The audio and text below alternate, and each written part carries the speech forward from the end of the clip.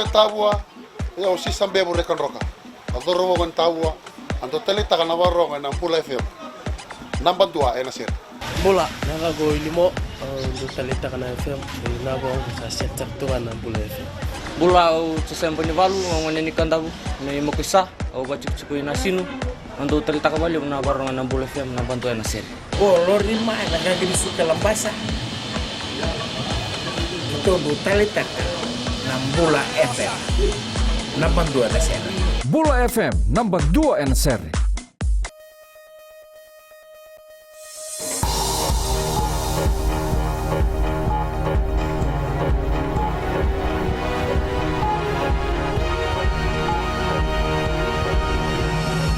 Good evening, this is FBC News. I'm Jackie Spate. In this bulletin, Parliamentary committee stopped from deliberating allegations of torture. Fiji's education reforms commended by EU Special Rapporteur. And Prime Minister Vorenge Bainimarama welcomes Paris climate deal.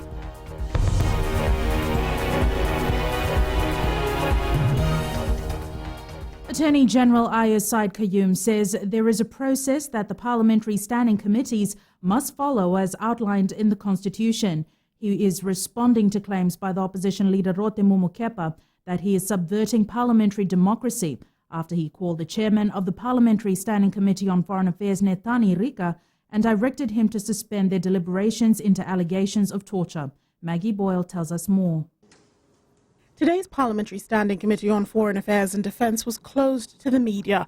Committee Chairman Nethani Rika, however, confirmed to FBC News that they were looking into allegations of torture highlighted by Lotoko lawyer Aman Ravindra Singh. However, the committee meeting was cut short. Now, whilst they were sitting in the parliamentary offices here, there was a call that was received by the chair of that committee, and the call was from the Attorney General telling him to stop the meeting.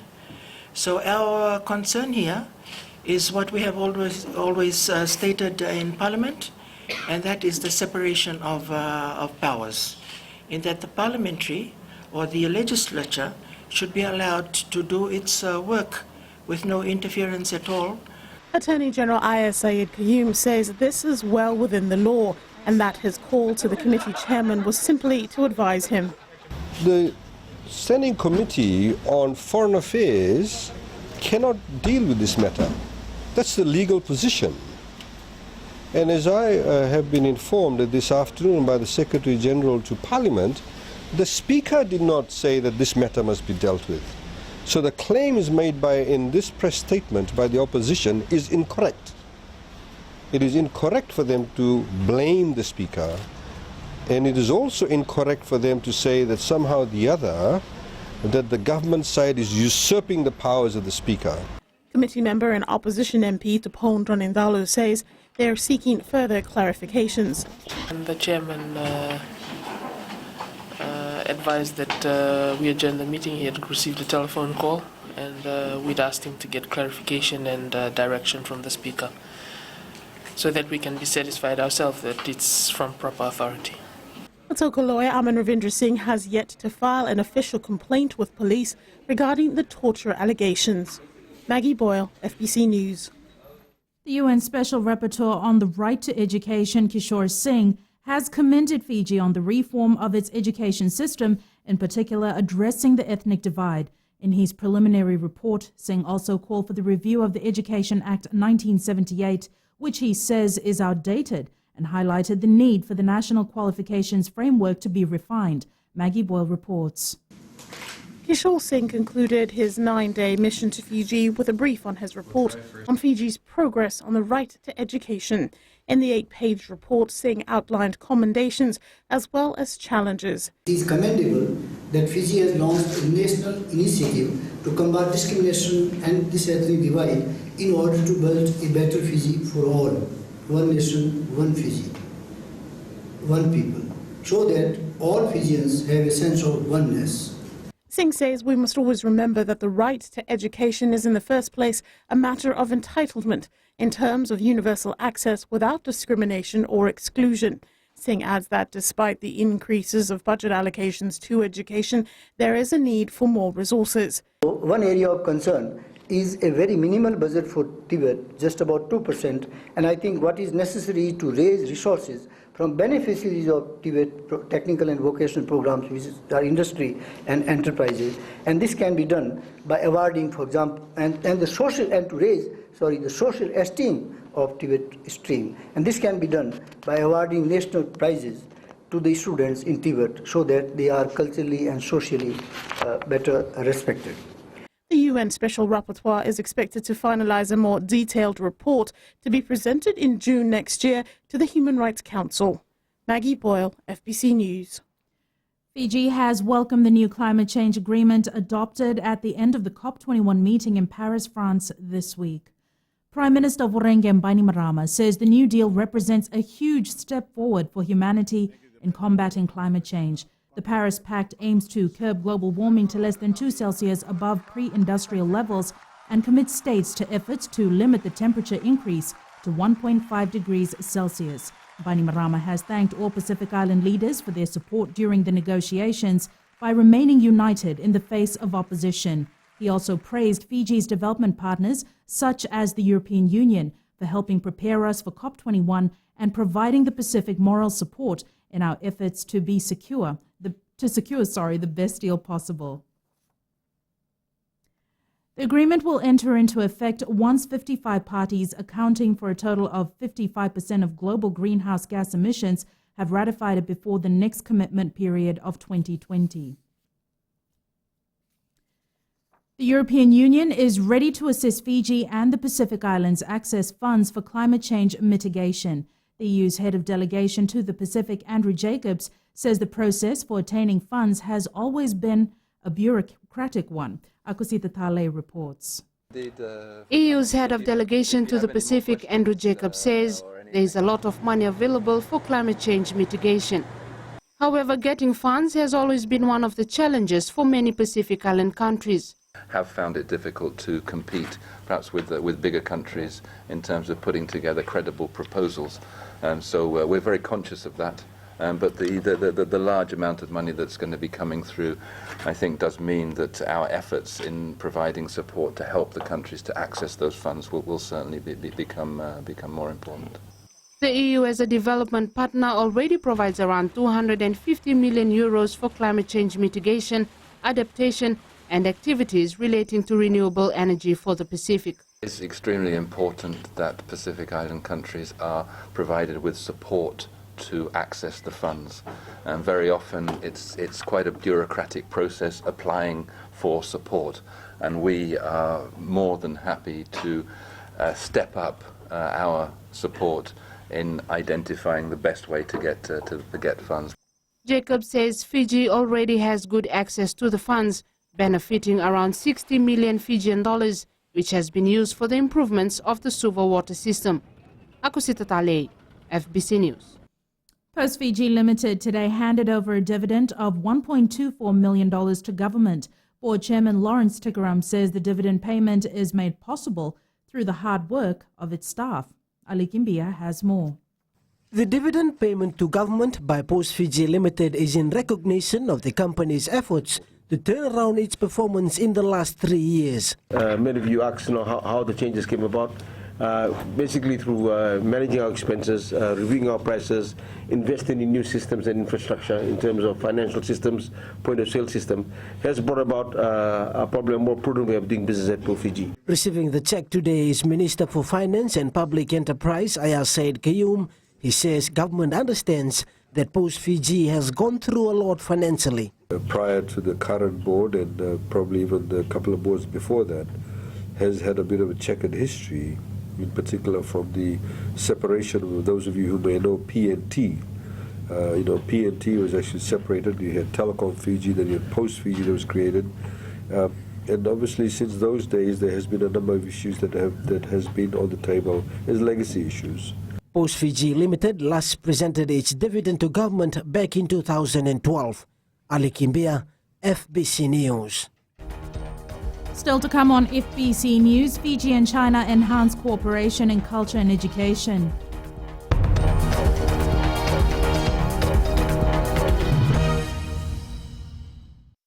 Hi, my name is Edred and I'm Andy and I love Mirchi FM. Hi, my name is Sonny from Canberra. I love listening Mirchi FM online. मैं हूँ उर्मिला देवी आसियासी तावा से जितेन शांडिल को और अश्निल को तावा में lock कर दिया जाए. हम लोग यहाँ से कतो कमे मिर्ची एफएम सुनता है. मिर्ची FM is hot. I'm Shelly in Tanga Nursery. Mirchi music simply bindas in nursery. मैं अशफाक वालिद हुसैन मिर्ची एफएम मेरे नस नस में. Mirchi FM, it's hot.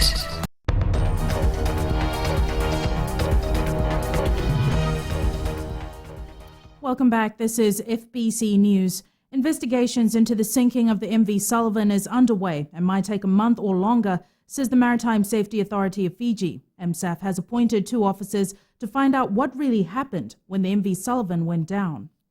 Acting CEO John Tunindao says once the investigation is completed, it needs the whole picture of what happened because the purpose of an investigation is not to lay blame. The 41-year-old ferry owned by Blywater Shipping was on its way to Suva from the Northern Division when it started listing and then sank at the entrance of Suva Harbour on November 24th. Probably in a month we should be able to complete it, but that depends because we're looking at the whole aspect. Yeah, it's not only the crew and the ship itself, but it's going to look at the whole aspect. The tugs will also be investigated that were assisted in the thing and other components to the thing. So, with the investigation proper. So it will take some time. I would say about a month, depending on the investigations. In every accident, Tunindao says we need to see how the law needs to improve, how a system needs to improve to prevent similar incidents happening in the future. What has resulted from this major incident out in the international arena is the formulation of new conventions to prevent, it's not to blame, but to prevent such from occurring in the future. Because once you have an incident, you will have a learning effect on why the incident is happening and what are the prevention measures that we need to put in place. And so is this. The investigation is continuing to ascertain what really happened in the incident of the Sullivan. After the investigations, if there's a need for inquiry, then Maritime Safety Authority of Fiji will have to request it in accordance with the current legislation. Razana Nisha, FBC News. As mentioned earlier in this story by our reporter, the 41-year-old ferry was owned by Blywater Shipping. It is not owned by Blywater Shipping. It is owned by Venu Shipping. Fiji is looking to China to provide further assistance in the education and cultural sector. Minister for Education, Culture and Heritage, Dr. Mahendra Reddy, met with the China's Vice Minister of Culture, Ding Wei, this morning in a bid to further cooperate. Shireen Lata reports. Education Minister Dr. Mahendra Reddy and China's Vice Minister for Culture, Ding Wei, today discussed areas of mutual interest between the two countries.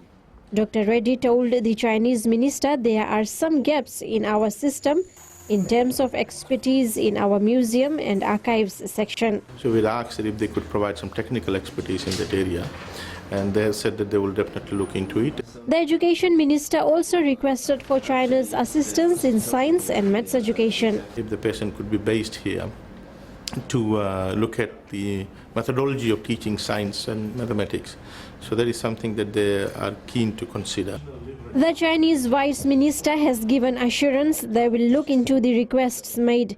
Ding Wei is here on official engagements and will be meeting with various other government officials. Sharin Lata, FBC News.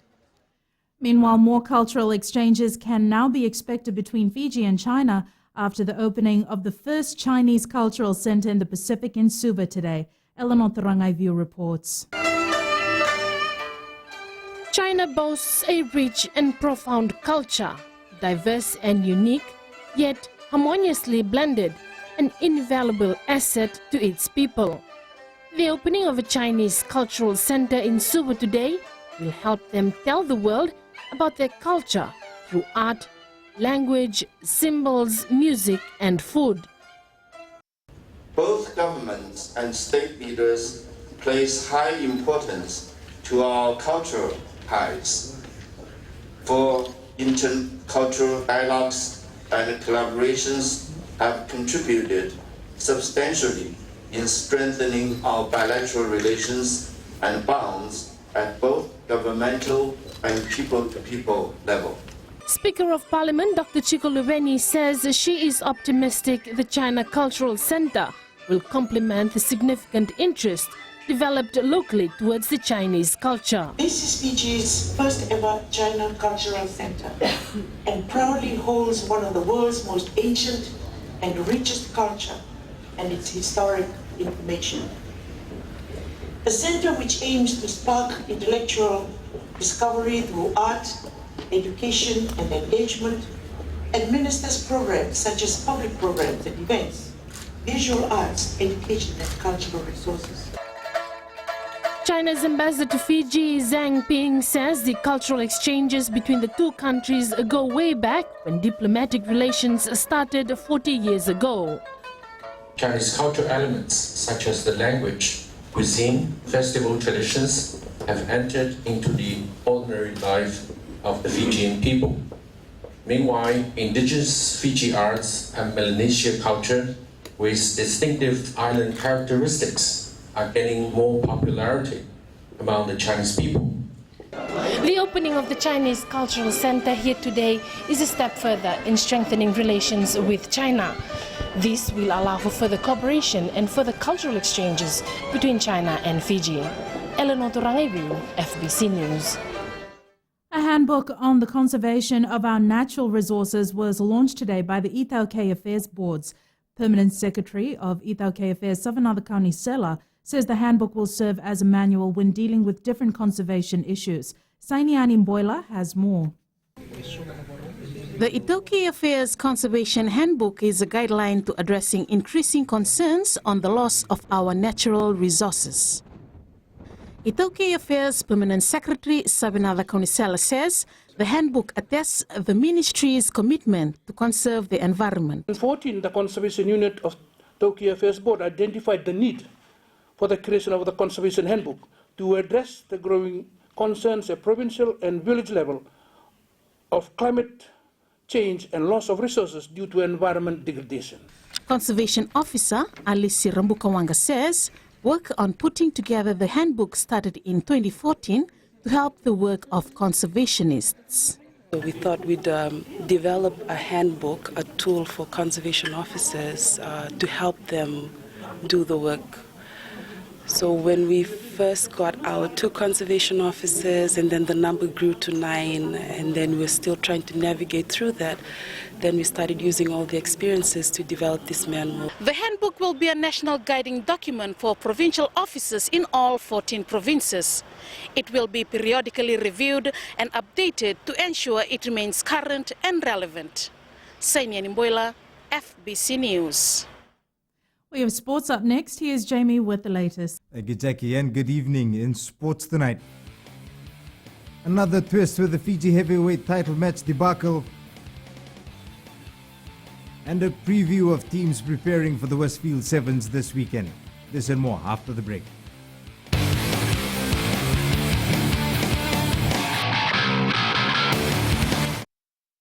Bula, I'm Dori from Nasinu Market. My choice is simple, Gold FM. Only the classic hits. My name is Yvonne. I'm from Nandi. I love Gold FM, only the classic hits. Sayandra, my name is Sunny.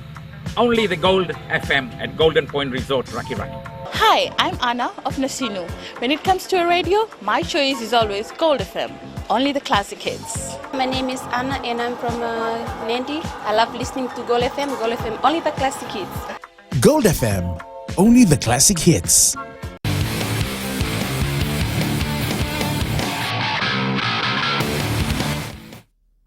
The controversy surrounding the Fiji heavyweight title boxing match, which never happened, between current holder Petero Ngida and contender Napoleon Taume Peao, has taken another twist.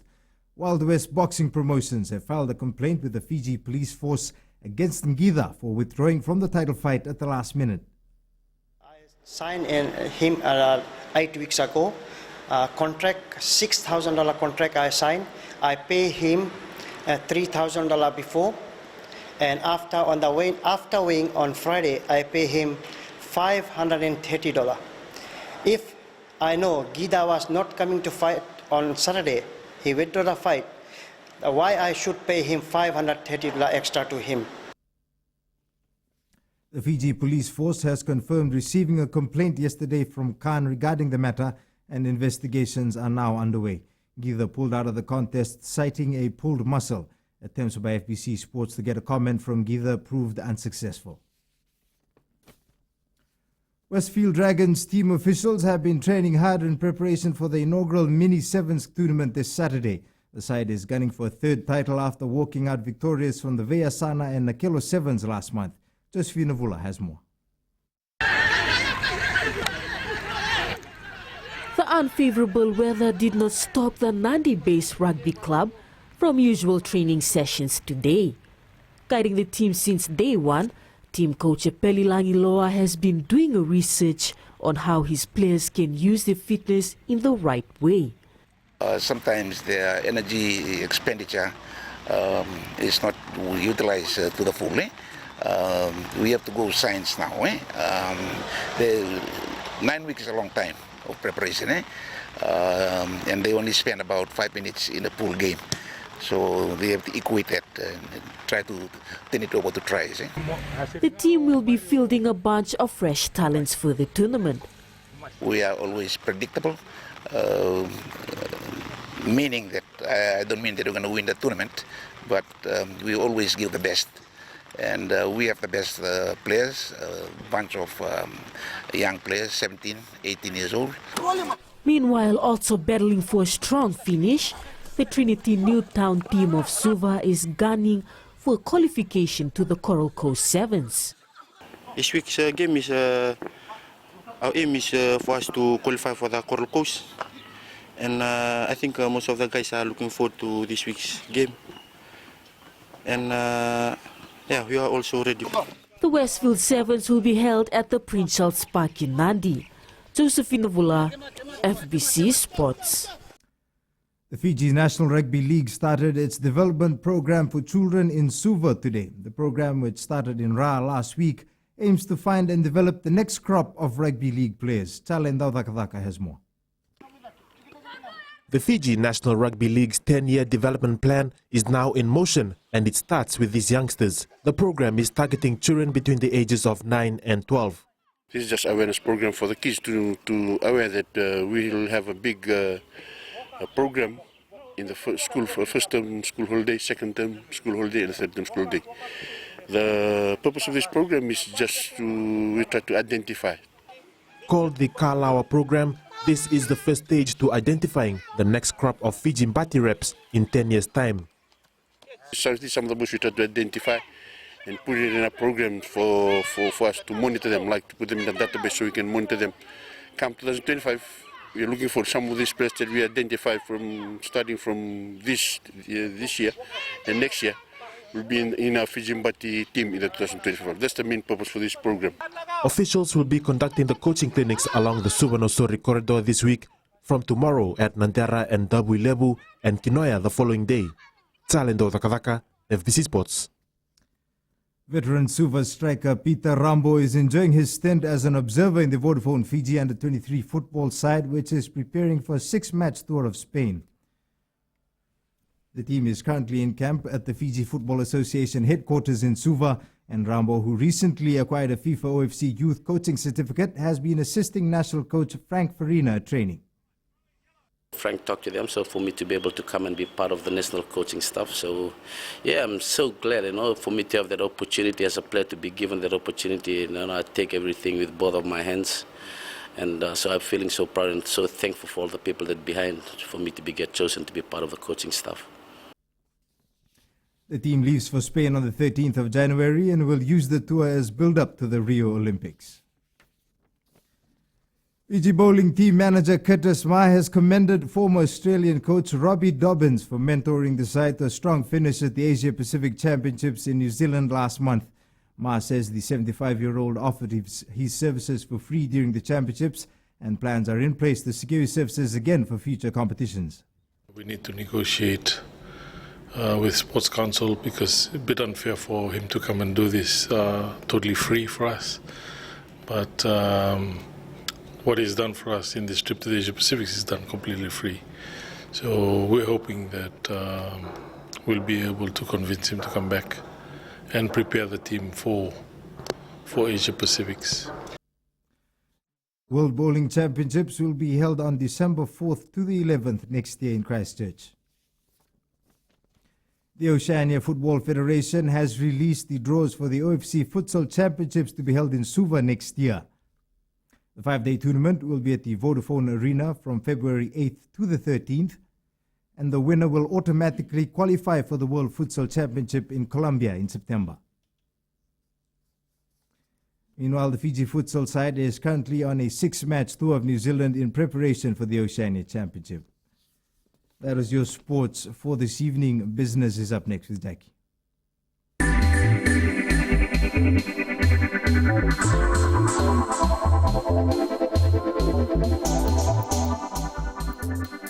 Women in Business Fiji today wrapped up its work for the year by hosting lunch for its members, associates and friends in Suva. Women from all business sectors gathered to reflect and celebrate another successful year. Women in Business President Dr. Nurbano Ali says the organization has had a great year and 2016 is looking bright for them. More progress and more kind of more recognition for women, more women in leadership, and we're working on various fronts with it. We're working with the Ministry for Investment and Trade for establishing a women in commerce seat in their ministry, as well as we're working to get women on corporate boards, and we're training them. The lunch was also a platform to promote the Women in Business Annual Awards Night in March 2016.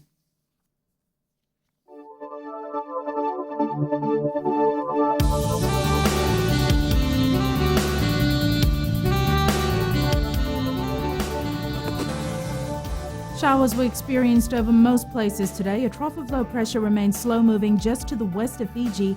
Associated cloud and showers affects the western half of Fiji. It is expected to affect the western half of Fiji till later tomorrow. Meanwhile, a broad easterly wind flow prevails over most southwest Pacific Island countries. In temperatures, Lombasa was the hottest today, recording 32 degrees. Nandi the lowest with 26 degrees. Tomorrow, some showers over the eastern parts and interior of the larger islands, isolated afternoon or evening showers elsewhere. And the outlook for Thursday is some showers over most places, especially in the afternoon or evening. Our main stories again. A parliamentary committee stopped from deliberating allegations of torture. Fiji's education reforms commended by EU Special Rapporteur and Prime Minister Vorengen Bainimarama welcomes Paris climate deal. On to our poll question for this week, we are asking, should Ngitha be stripped of the heavyweight boxing title? Visit our FBC website to take part. Remember, you can send us newsworthy pictures and videos on email citizenseyes@fbc.com.fj or share it with us via Facebook page, FBC News. And if you're on Twitter, follow and tweet us your news tips at FBC_news or simply hashtag FBC News. You've been watching FBC News. I'm Jackie Spade. Bye for now.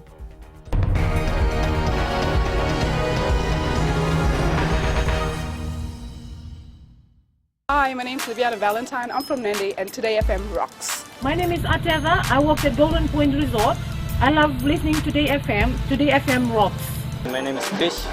I'm from Tava. I like listening to Big Breakfast. Today FM rocks. I'm Juliana. I'm from Lautoka and I like listening to Today FM. Hi, my name is Chelly. I live in Arere. Today FM rocks my drug and lollipop. Bula, my name is So. I'm from Navua. I like listening to Today's FM. Bula, my name is Asilika from Raki Raki and Today FM rocks with my flip-flops. Today's hit music on Today FM.